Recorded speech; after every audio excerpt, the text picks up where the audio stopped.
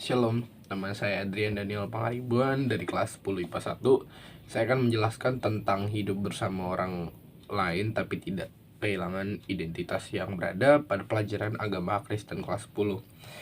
Nah, yang pertama-tama hidup dengan orang lain itu apa sih? Pertama-tama kan bangsa kita itu hidupnya beragam, ada keberagaman suku, ras, etnik, budaya, agama, dan masih banyak lagi. Yang pertama saya mau tekankan adalah dari keberagaman itu, ketika kita mendapat materi kepelbagaian ini, maka kita dapat mengaplikasikannya pada keberagaman yang berada di Indonesia. Kayak contoh, kita punya teman, kita bisa toleransi, dia berbeda agama, suku, ras, budaya, dan lain-lain. Yang pertama adalah materi kepelbagaian. Kepelbagaian adalah keberagaman yang diciptakan Tuhan agar kita bisa memuliakan Dia dalam keberagaman. Seperti yang dibilang tadi, meliputi ras, etnik, budaya, agama, dan gender. Yang bersumber dari Xiao Song dalam tulisannya Racism, Revelation, and Recipes, itu menyatakan bahwa Yesus Kristus melalui karya penebusannya, ia memulihkan dan memperbarui kesatuan yang sudah ada pada awal penciptaan, kesatuan yang kemudian menjadi rusak oleh dosa. Nah, jadi karena emang persatuan ini yang ada di lingkungan hidup kita itu banyak rusak, jadi Tuhan mengirimkan tentang kepelbagaian. Dia mengajarkan kita bahwa bersatu itu penting loh. Lalu yang materi kedua ada kepelbagaian, lalu satu lagi hidup dengan orang lain, atau singkat pacaran.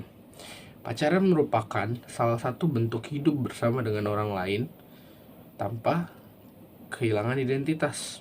Ada pula orang yang pacaran, dia kehilangan identitas. Jadi yang mau ditekankan dari materi ini adalah supaya kita tidak kehilangan identitas kita dalam Kristus.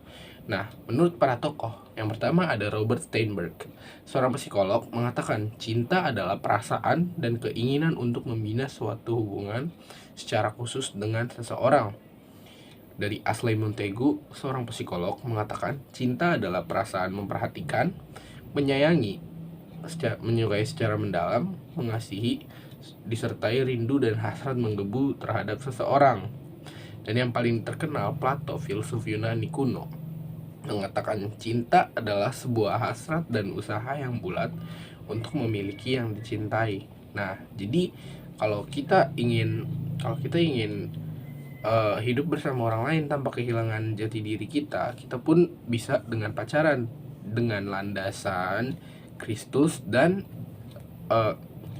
dengan cinta, bukan dengan nafsu semata, bukan dengan hanya dilihat dari fisik dan lain sebagainya.